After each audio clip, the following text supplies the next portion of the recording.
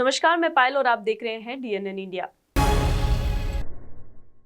महाराणा प्रताप नगर स्थित आर्यभट्ट कॉलेज में आज 37वीं अंतर महाविद्यालय बास्केटबॉल की 2 दिवसीय प्रतियोगिता का समापन हुआ, जहां जिले भर की कुल 8 टीमों ने अपना दमखम दिखाया। खिताबी मुकाबला दयानंद कॉलेज अजमेर और सम्राट पृथ्वीराज चौहान राजकीय महाविद्यालय अजमेर के बीच खेला गया, जिसमें सम्राट पृथ्वीराज चौहान राजकीय महाविद्यालय अजमेर ने जीत दर्ज की। खेल हर छात्र के जीवन का एक महत्वपूर्ण हिस्सा होता है। खेल शारीरिक और मानसिक प्रबलता प्रदान करता है। खेल छात्रों को न केवल स्कूली स्तर पर लाभ देता है, बल्कि जीवन में आने वाली कठिनाइयों व विफलताओं से लड़ने का साहस देने के साथ ही आत्मविश्वास से भरपूर बनाता है। इन्हीं लाभों को देखते हुए महाराणा प्रताप नगर स्थित आर्यभट्ट कॉलेज में 37वीं अंतर महाविद्यालय बास्केटबॉल की 2 दिवसीय प्रतियोगिता का समापन हुआ। इस कार्यक्रम के अंतर्गत पूरे जिले भर से कुल 8 टीमों ने भाग लिया, जिसमें भीलवाड़ा, शाहपुरा से 4 टीमें, विजयनगर से 1 टीम समेत पूरे जिले भर की टीमों ने अपने कला का प्रदर्शन किया। प्रतियोगिता के आयोजन सचिव डॉक्टर मोहम्मद इरफान खान ने बताया कि यह प्रतियोगिता 2 दिन चली, जिसमें खिताबी मुकाबला दयानंद कॉलेज अजमेर और सम्राट पृथ्वीराज चौहान राजकीय महाविद्यालय अजमेर के बीच खेला गया, जिसमें राजकीय महाविद्यालय अजमेर ने जीत दर्ज की। आर्यभट्ट महाविद्यालय के निदेशक डॉक्टर अमित शास्त्री ने सभी खिलाड़ियों को बधाई देते हुए खिलाड़ियों का उत्साहवर्धन किया। राजकीय महाविद्यालय अजमेर के एसोसिएट प्रोफेसर जितेंद्र कुमार मारोठिया ने सभी को धन्यवाद प्रेषित करते हुए बताया कि प्रतियोगिता में महर्षि दयानंद सरस्वती विश्वविद्यालय स्पोर्ट्स बोर्ड द्वारा पर्यवेक्षक के रूप में स्वराज सिंह शेखावत, उप जिला शिक्षा अधिकारी माध्यमिक शिक्षा अजमेर और नॉमिनी डॉक्टर विवेक भारद्वाज शारीरिक शिक्षक राजकीय महाविद्यालय मसूदा को नियुक्त किया गया। विजेता टीम के खिलाड़ियों को मेडल व प्रशस्ति पत्र दिए गए। नमस्कार, मैं doctor Jitendra Kumar Marothia, associate professor government college Ajmer, as a team manager basketball प्रतियोगिता जो आर्यभट्ट कॉलेज ने कराई 37वीं अंतर महाविद्यालय प्रतियोगिता महर्षि दयानंद सरस्वती विश्वविद्यालय अजमेर के अंतर्गत आर्यभट्ट कॉलेज के परिवार को,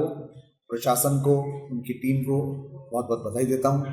साथ ही organise secretary doctor Irfan Khan को भी बधाई देता हूँ, जिन्होंने इतने सुंदर तरीके से, सुयोजित तरीके से ये प्रतियोगिता आयोजित की। 2 दिवसीय ये प्रतियोगिता में स्वयं को भी गौरवान्वित महसूस कर रहा हूँ कि ये प्रतियोगिता राजकीय महाविद्यालय अजमेर सम्राट पृथ्वीराज चौहान राजकीय महाविद्यालय अजमेर ने जीती। ये सामिट जो टीम ऑफिशियल्स आए थे, यूनिवर्सिटी नॉमिनी आए थे, चेयरमैन ऑब्जर्वर आए थे, उन सभी को भी बहुत बधाई, जिन्होंने निष्पक्ष तरीके से खिलाड़ियों के साथ सहभागिता, समन्वय और उनके प्रति एक जो है सामंजस्य का भाव बनाकर प्रतियोगिता को आयोजित की। तो पूरी तरीके से, बहुत सुंदर तरीके से ये प्रतियोगिता आयोजित हुई। एक बार पुनः आर्यभट्ट कॉलेज पर इंस्टीट्यूट। नगर निगम प्रशासन द्वारा अवैध अतिक्रमण के खिलाफ कार्रवाई करते हुए आज नाका दरगाह क्षेत्र के साथ गंज इलाके में 5 बिल्डिंग्स को सीज किया गया। बताया जा रहा है कि इन बिल्डिंग्स को पूर्व में चेतावनी दी गई थी, तत्पश्चात नोटिस भी जारी किया गया था, परंतु किसी तरह की कोई प्रतिक्रिया नहीं होने के चलते आज नगर निगम प्रशासन के आला अधिकारियों ने पुलिस जाब्ते के साथ सीज की कार्रवाई को अंजाम दिया। नगर निगम प्रशासन द्वारा अवैध अतिक्रमण के खिलाफ कार्रवाई करते हुए आज दरगाह क्षेत्र व गंज थाना इलाके में 5 बिल्डिंग्स को सीज किया गया है। बताया जा रहा है कि इन बिल्डिंग्स को पूर्व में चेतावनी भी दी गई थी, तत्पश्चात नोटिस भी जारी किया गया था, परंतु किसी तरह की कोई प्रतिक्रिया नहीं होने के चलते आज नगर निगम प्रशासन के आला अधिकारियों ने सीज की कार्रवाई को अंजाम दिया। इस कार्रवाई के दौरान भारी पुलिस बल तैनात रहा। वहीं बताया जा रहा है कि कुछ बिल्डिंग्स में अवैध बेसमेंट बने हुए हैं, कुछ में बेसमेंट के नीचे भी बेसमेंट बने हुए हैं, कुछ बिल्डिंग्स ने साइड बैक पूरा कवर कर रखा था, वहीं कुछ बिल्डिंग्स ने नियमों की अवहेलना करते हुए G4 बना रखा था, जबकि उनका नक्शा G1 के लिए स्वीकृत था। इन सभी पर सीज की कार्रवाई की गई है। हाँ दादा, ये नाला बाजार, दरगाह बाजार और गंज के एरिया में आज कार्रवाई की गई है। एक प्रमोद वरियानी की जो बिल्डिंग थी, बेसमेंट G+3 सैंक्शन था, उसके विरुद्ध उनने साइड बैक कवर करते हुए G+5 पे निर्माण किया था, वो सीज की है। उसके बाद में इखलाक अहमद की है, जो उसका G+2 का सैंक्शन था, उसके विरुद्ध 5 है और बेसमेंट भी निर्मित है और मार्गाधिकार के बाद पे भी निर्माण है, तो वो सीज की है। 30 ये होटल आमना पैलेस है मुकबिल हुसैन जी के नाम से, इसका कोई मानचित्र स्वीकृत नहीं है, ये सीज किया जा रहा है। और फिर आगे अजय सोनरा है, उनकी G+2 के विरुद्ध G+5 निर्मित है, वो सीज करेंगे। और कुतुब रजिस्ट्री है, 5 बिल्डिंग 5 कार्रवाई आज इनको सबको नोटिस दिया गया था, स्वीकृत मानचित्र मंगाए गए थे। स्वीकृति के विपरीत जो निर्माण है और सेटबैक कवर करते हुए जो निर्माण है, सुनवाई करने के पश्चात इनकी कार्रवाई की जा रही है। देखिए, आज नगर निगम प्रशासन के द्वारा अवैध निर्माण शाखा के द्वारा विभिन्न दरगाह और गंज इलाके में 5 बिल्डिंगें सीज की है, जिन्होंने कुछ बिल्डिंग्स ने अपने बेसमेंट बना रखे हैं, कुछ ने बेसमेंट के नीचे बेसमेंट बना रखे हैं। और कुछ ने सेटबैक कवर कर रखा है और कुछ ने नियमों की अवहेलना करते हुए G+2 जिनका स्वीकृत है उसके अलावा भी उन्होंने G+4 बना रखा है। ऐसी बिल्डिंगों को नगर निगम प्रशासन के द्वारा पूर्व में नोटिस दिया। नगरीय विकास एवं स्वायत्त शासन विभाग मंत्री झाबर सिंह खर्रा अजमेर के सर्किट हाउस पहुंचे, जहां सर्किट हाउस में जन सुनवाई का कार्यक्रम रखा गया, जिसके तहत नगरीय विकास एवं स्वायत्त शासन विभाग मंत्री झाबर सिंह ने जन सुनवाई के तहत आम जन की समस्याओं को सुना व आश्वासन दिया कि जल्द ही उनकी समस्याओं का निस्तारण किया जाएगा। नगरीय विकास एवं स्वायत्त शासन विभाग मंत्री झाबर सिंह खर्रा अजमेर के सर्किट हाउस पहुंचे, जहां सर्किट हाउस में जन सुनवाई का कार्यक्रम रखा गया, जिसके तहत नगरीय विकास एवं स्वायत्त शासन विभाग मंत्री झाबर सिंह ने जन सुनवाई के तहत आम जन की समस्याओं को सुना और आश्वासन दिया कि जल्द ही उनकी समस्याओं का निस्तारण किया जाएगा। जनप्रतिनिधियों द्वारा मंत्री झाबर सिंह खर्रा का स्वागत किया गया। झाबर सिंह खर्रा ने मीडिया से बातचीत में कहा कि अजमेर पहुंचकर जनप्रतिनिधियों से चर्चा की गई है। सर्किट हाउस में जन सुनवाई का कार्यक्रम रखा गया, जिसमें कुछ प्रकरण सामने आए थे, जिसमें अधिकारियों के साथ बैठक कर चर्चा कर निस्तारण किया जाएगा। वहीं मंत्री ने कहा, जन सुनवाई में सफाई कर्मियों, कच्ची बस्तियों और शहर की समस्याओं को लेकर जन सुनवाई में शिकायत मिली थी, जिसमें विस्तार से चर्चा की गई है। इन समस्याओं का अध्ययन कर अधिकारियों के साथ चर्चा कर निस्तारण किया जाएगा। इस कार्यक्रम के दौरान अजमेर शहर जिला अध्यक्ष रमेश सोनी सहित पार्षद मौजूद रहे। इसके बाद मंत्री खर्रा नागौर खींवसर के लिए रवाना हो गए। अजमेर में हमारे जनप्रतिनिधियों से चर्चा हुई है, कुछ लोग आए, उनकी जन सुनवाई हुई है, कुछ प्रकरण आए, उनका अध्ययन करके शाम को अधिकारियों के साथ बैठकर चर्चा करके उसका निराकरण करने का प्रयास करेंगे। सर, किस तरह का प्रकरण है? प्रकरण कुछ तो सफाई कर्मियों का है, कुछ कच्ची बस्तियों का है, कुछ शहर की कुछ समस्याओं के बारे में है।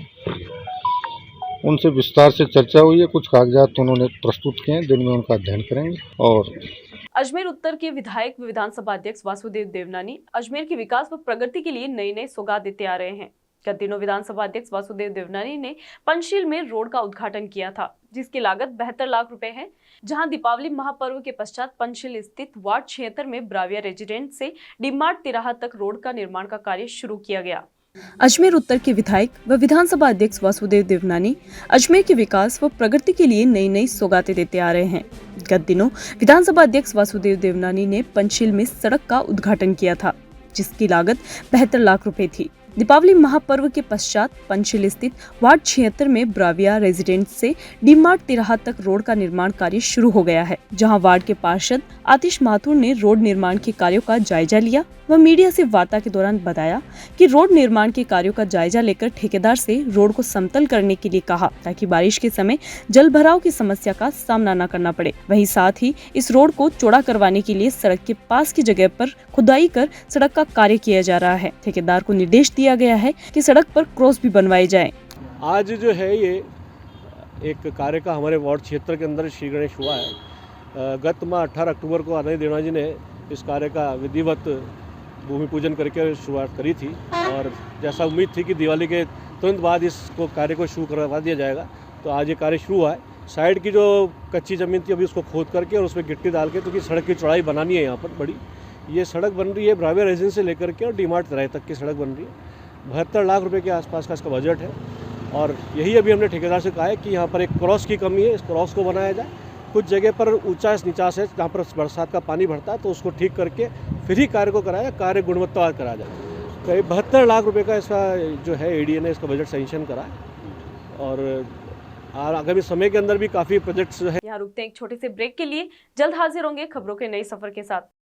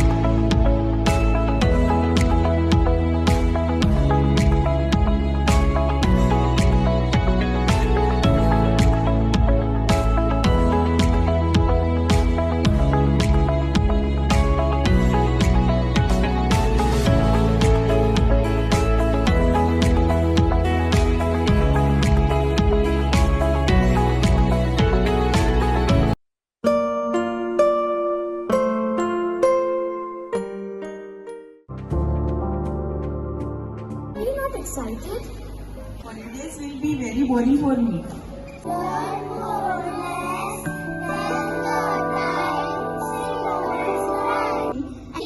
For using black rice and sugar.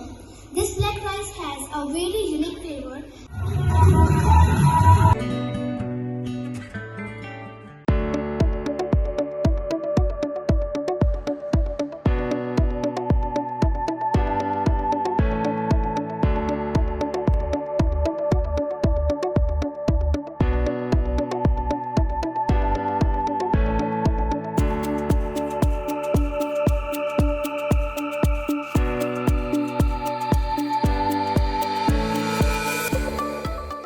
Pushkar मेले में लाखों की संख्या में श्रद्धालु दर्शन के लिए आते हैं। श्रद्धालुओं की भारी भीड़ को देखते हुए प्रशासन ने कमर कस ली है। किराया तालिका से लेकर कर्मचारियों की ड्यूटी तक संपूर्ण व्यवस्थाएं विभाग द्वारा कर ली गई है। पूर्णिमा के दिन श्रद्धालुओं की भीड़ को देखते हुए 80 वाहनों की अतिरिक्त व्यवस्थाएं की गई। पुष्कर मेले में लाखों की संख्या में श्रद्धालु दर्शन करने के लिए आते हैं। इन श्रद्धालुओं की भारी भीड़ को देखते हुए प्रशासन ने भी कमर कस ली है। इसी के चलते यातायात के साधनों में भी कुछ बदलाव कर मेले की व्यवस्थाओं में सुधार किया गया। रोडवेज विभाग के मुख्य प्रबंधक महेंद्र सिंह राठौड़ ने बताया कि पुष्कर मेले की करीब सारी तैयारियां कर ली गई है। किराया तालिका निर्मित कर ली गई है। चेक पोस्ट की जगह चिन्हित कर लिया गया है। मेले के लिए लाइटिंग व्यवस्थाओं के साथ ही कर्मचारियों की ड्यूटी तय कर दी गई है। साथ ही मेले को देखते हुए मुख्यालय को परिस्थितियों से अवगत करवा दिया, जिससे कि आदेशानुसार वाहनों की आवाजाही रखी जाएगी। किराया तालिका के अनुसार अजमेर से पुष्कर के लिए जाने में 12 रुपए व आने के लिए 10 रुपए रखे गए हैं। अगर परिस्थितियां बदलती है तो वन वे के तहत किराया 14 रुपए रखा जाएगा। पूर्णिमा के दिन श्रद्धालुओं की भीड़ को देखते हुए 80 वाहनों की अतिरिक्त व्यवस्था की गई है। यदि आवश्यकता रहेगी तो आसपास के इलाकों से भी वाहनों की व्यवस्था कर दी जाएगी। पुष्कर मेला की हमने करीब सारी तैयारियां कर ली है। किराया तालिका बना ली है। जहाँ चेक पोस्ट लगानी है, चेक पोस्ट की जगह चिन्हित कर ली है। टेंट के कोटेशन करके टेंडर कर दिया है। लाइट वाइट की व्यवस्था कर दी है। जिनकी ड्यूटियाँ लगानी थी वो उनकी ड्यूटियाँ लगा दी हमने। किस पॉइंट पे कौन कर्मचारी काम में लेगा, जहाँ से हमने गाड़ियाँ मंगानी है मुख्यालय से निवेदन कर दिया, वहाँ से लेटर आ गया कहाँ से हमारी कितनी गाड़ियाँ आएगी। और किराया तालिका किराया तय कर दिया 12 रुपये। लक्की मेला गवर्नमेंट ने लक्की मेला घोषित किया, उसमें 12 रुपये जाने में है, 10 रुपये आने में है। अगर by the way one way रहा तो 14 रुपये मार्केट वाली होकर किराया रखा है। पूनम के दिन ज़्यादा बसें की आवश्यकता है। पूनम के दिन मेरे पास 80 बसें रहेगी करीब, फिर भी अगर कोई लोड फैक्टर। पुष्कर रोड स्थित चामुंडा माता मंदिर परिसर में प्रगतिशील राजपूत सभा अजमेर द्वारा 25वां वैवाहिक परिचय सम्मेलन का आयोजन 10 नवंबर को आयोजित किया जाएगा। पुष्कर रोड स्थित चामुंडा माता मंदिर परिसर में प्रगतिशील राजपूत सभा अजमेर द्वारा 25वां वैवाहिक परिचय सम्मेलन 10 नवंबर को आयोजित किया जाएगा, जिसके तहत कार्यक्रम के अंतर्गत विवाह योग्य युवक युवतियों का आपस में परिचय करवाया जाएगा। इस कार्यक्रम के दौरान सुबह के समय विवाह योग्य युवक युवतियों का पंजीयन होगा। दूसरी ओर इस कार्यक्रम के दौरान बोर्ड परीक्षा में 75% से अधिक अंक प्राप्त करने वाले मेधावी छात्राओं का सम्मान कर छात्रवृत्ति वितरित की जाएगी। 75 वर्ष से ज्यादा आयु वर्ग के व्यक्तियों का समिति द्वारा शाल ओढ़ाकर सम्मान किया जाएगा। साथ ही कार्यक्रम में महाआरती के साथ मातेश्वरी का माल्यार्पण कर उनके समक्ष दीप प्रज्वलित किया जाएगा। दीपावली स्नेह मिलन के तहत स्नेह भोज का आयोजन भी रखा जाएगा, जिसमें कूपन व्यवस्था भी रखी गई है, जहां यह कार्यक्रम 10 नवंबर से 30 जनवरी तक चलेगा। प्रगतिशील राजपूत सभा का 25वां वैवाहिक परिचय सम्मेलन श्री चामुंडा माता परिसर में रविवार को 10 नवंबर को आयोजित हो रहा है। और इसको आयोजित करने का उद्देश्य है प्रगतिशील राजपूत सभा समाज के विवाह योग्य युवक युवतियों का सहज रूप से एक बार मिलान हो और वो जो रिश्ते कायम हो वो जीवन भर चले, इस उद्देश्य को लेकर मितव्यता के साथ हो और सारे रस्म रिवाज सादगी के साथ निभाए जाएं। इस उद्देश्य को लेकर ये 25वां वैवाहिक परिचय सम्मेलन है। इसमें विवाह योग्य युवक युवतियों का पंजीयन सुबह किया जाएगा। उसके बाद मंच पर बारी बारी से उनका परिचय कराया जाएगा और जो परिवार आपस में वार्तालाप करने के बाद जिनके संबंध हो सकेंगे वो भी प्रक्रिया होगी। साथ ही 75% से अधिक अंक लाने वाले बोर्ड परीक्षाओं में जो प्रतिभावान छात्र छात्राएं हैं उनका भी स्वागत किया जाएगा। उनको प्रशस्ति पत्र मेडल प्रदान किए जाएंगे। साथ ही 75 वर्ष से अधिक आयु वर्ग के जो अग्रज हैं उनका सम्मान भी सभा हमेशा करती आई है, तो उनका भी सम्मान शॉल उड़ाकर श्रीफल भेंट करके उनका भी स्वागत सम्मान किया जाएगा। चूँकि रविवार का दिन है और प्रत्येक रविवार के दिन महाआरती का आयोजन होता है, तो चामुंडा माता परिसर में महाआरती का आयोजन भी होगा और दीपावली स्नेह मिलन का कार्यक्रम भी रखा गया है, जिसमें समाज के बंधुओं बहनों छात्र छात्राओं बच्चों का स्नेह भोज भी आयोजित होगा और इसके लिए कूपन की व्यवस्था की गई है। 100 रुपये कूपन समाज के लोगों के लिए रखा गया है। इस प्रकार से ये सभी आयोजन रविवार को आयोजित। एनसीसी की तरफ से गुरुवार को ऑल इंडिया गर्ल्स ट्रैकिंग के लिए देश भर से आई एनसीसी कैंडिडेट को अजमेर व पुष्कर ट्रैकिंग पर लाया गया। ट्रैकिंग का प्रारंभ नारेली तीर्थ स्थल से हुआ। राजस्थान की विरासत और सांस्कृतिक परंपराओं से कैंडिडेट्स को अवगत करवाया। एनसीसी की तरफ से गुरुवार को ऑल इंडिया गर्ल्स ट्रैकिंग के लिए देश भर से आई एनसीसी कैंडिडेट्स को अजमेर व पुष्कर ट्रैकिंग पर लाया गया, जहां ट्रैकिंग का प्रारंभ नारेली तीर्थ स्थल से हुआ। सहायक निदेशक कॉलेज शिक्षा प्रोफेसर सुनील कुमार बिस्सू ने ट्रैकिंग को हरी झंडी दिखाकर आगे के लक्ष्यों के लिए रवाना किया। वहीं इस अवसर पर देश भर से आई एनसीसी कैंडिडेट्स को संबोधित करते हुए उन्होंने राजस्थान की विरासत और सांस्कृतिक परंपराओं से कैंडिडेट्स को अवगत करवाया। जहां अपने उद्बोधन में उन्होंने अरावली श्रृंखला की विशेषता बताते हुए राजस्थान की शौर्य और इतिहास पर प्रकाश डाला। एनसीसी कैंडिडेट निष्ठा शर्मा ने बताया कि इस कैंप के माध्यम से अलग अलग स्टेट के कैंडिडेट से वे अपना कल्चर साझा करेंगे। साथ ही बताया कि एनसीसी शारीरिक व मानसिक विकास के लिए एक अच्छा माध्यम साबित होता है। कैंप कमांडेंट कर्नल शोभित घोष ने प्रोफेसर सुनील कुमार बिस्सू का स्वागत किया। वहीं दूसरी ओर उन्हें ट्रैकिंग कैंप की टोपी प्रदान कर सम्मान दिया। प्रोफेसर सुनील कुमार बिस्सू ने फीता काटकर कैंडिडेट्स को नारेली ट्रैक के लिए शुभकामनाएं प्रदान। कैंडिडेट ने भारत माता की जय के साथ ट्रैकिंग की शुरुआत की। कर्नल शोभित घोष ने प्रोफेसर सुनील कुमार बिस्सू का उत्साहवर्धन करने के लिए धन्यवाद ज्ञापित किया। वहीं इस अवसर पर यूनिट के प्रशासनिक अधिकारी lieutenant colonel Shailesh Sharma, captain Sant Kumar, doctor Kuldeep Singh Shekhawat सहित अनेक एनसीसी अधिकारी और सैन्य कर्मचारी उपस्थित थे। मिस कैडेट निष्ठा शर्मा और आज हम Ajmer all India girls trekking camp में आए हैं एनसीसी की तरफ से। यहाँ पे हमें ट्रैकिंग के लिए अजमेर में अलग अलग जगह लेके जाया जाएगा। हमें बताया गया है हमें नारेली लेके जाया जाएगा।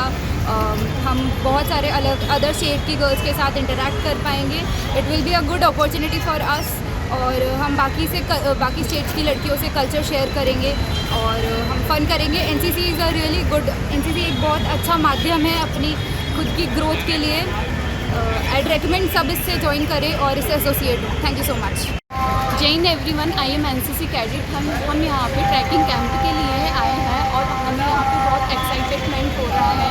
यहाँ पे जगह जगह से अलग अलग स्टेट की गर्ल्स आएंगी और हम उनके साथ बहुत इंजॉय कर पाएंगे। हम यहाँ पे तारागढ़, पुष्कर, अन्य जगहों पर घूमने जाएंगे और एक अच्छा प्लेटफॉर्म है एनसीसी और हमें कल्चर प्रोग्राम में भी बहुत ही अच्छा प्रस्तुत किया जाएगा। कचहरी रोड स्थित निजी होटल में ताराचंद हुंदलदास खान चंदानी सेवा संस्था, श्री अमरापुर सेवा घर, सिंधी समाज महासमिति, साईं बाबा मंदिर अजमेर के संयुक्त तत्वावधान में प्रवासी भारतीय व भामाशाहों के सहयोग से आयोजित श्री झूलेलाल सामूहिक कन्यादान समारोह 8 दिसंबर को साईं बाबा मंदिर में आयोजित होगा। कचहरी रोड स्थित निजी होटल में ताराचंद हुंदलदास खान चंदानी सेवा संस्था, श्री अमरापुर सेवा घर, सिंधी समाज महासमिति, साईं बाबा मंदिर अजमेर के संयुक्त तत्वावधान में अप्रवासी भारतीय व भामाशाहों के सहयोग से आयोजित श्री झूलेलाल सामूहिक कन्यादान समारोह 8 दिसंबर को साईं बाबा मंदिर में आयोजित होगा, जिसके तहत संत महात्माओं के मार्गदर्शन पर कार्यक्रम का आयोजन किया जाएगा। वहीं दूसरी ओर इस कार्यक्रम के तहत सभी समितियों व भामाशाहों द्वारा वधू व वर के परिवारजनों के रहने की व्यवस्थाएं सुनिश्चित की जाएगी। इस कार्यक्रम के दौरान समाज के प्रमुख प्रबुद्धजन स्वागत सत्कार में आगे रहेंगे। इस संपूर्ण कार्यभार का अंतिम निर्णय कोर कमेटी लेगी, जिससे कि कार्यक्रम में व्यवस्थाएं बनी रहे। साथ ही इस कार्यक्रम में 3 आवास होंगे, जिसके अंतर्गत 400 बारातियों की ठहरने की व्यवस्थाएं रखी जाएगी। वर वधू के लिए कन्यादान समारोह होगा, जिसके अंतर्गत समितियों द्वारा व समाज के प्रबुद्धजनों द्वारा कन्यादान कर कार्यक्रम को व्यवस्थित संपादित किया जाएगा। 11 जोड़ों को समाज भामाशाहों के सहयोग से स्वर्ण, वस्त्र, गृहस्थ व पूजन सामग्री उपहार के रूप में दिया जाएगा, जिनमें से मंगलसूत्र, सुहाग की चूड़ियां, सुहाग का चूड़ा, भगवत गीता सहित रीति रिवाज अनुसार उपहार प्रदान किए जाएंगे। आज ताराचंद हुंदलदास वृद्धाश्रम प्रगति नगर कोटड़ा, साईं बाबा मंदिर और दादा रामचंद गुलाबानी के सौजन्य से जो अजमेर शहर में सिंधी समाज की 11 कन्याओं का झूलेलाल कन्यादान समारोह आयोजित किया गया है, उसके बाबत विरुद्ध बहुत बड़े स्केल पे शहर के समस्त पंचायतों, सेवा समितियों और सेवादारियों की एक बहुत बड़ी मीटिंग शाम को 4 बजे स्वामी कॉम्प्लेक्स के 4थे माले पे आयोजित की गई। पूरे शहर को यह बताया गया कि उपरोक्त समितियों ने सिंधी समाज महासमिति के तत्वाधान में 11 सिंधी कन्याओं का कन्यादान करने का निर्णय लिया है और इस उत्सव के बहुत अच्छी तरह निभाने के लिए आम जन को जोड़ा गया है। आज कम से कम 110 बच्चों को जोड़ा गया है, सेवादारियों को जोड़ा गया है, जो विभिन्न कमेटियों में अपना नाम लिखाकर विभिन्न कमेटियों के द्वारा साईं बाबा मंदिर में 8 दिसंबर 2024 को यह जो कन्यादान समारोह होगा उसमें सुबह 8:30 बजे से शाम को 6 बजे तक उपस्थित होकर इस प्रोग्राम को सफल बनाने की पूरी भरसक कोशिश करेंगे।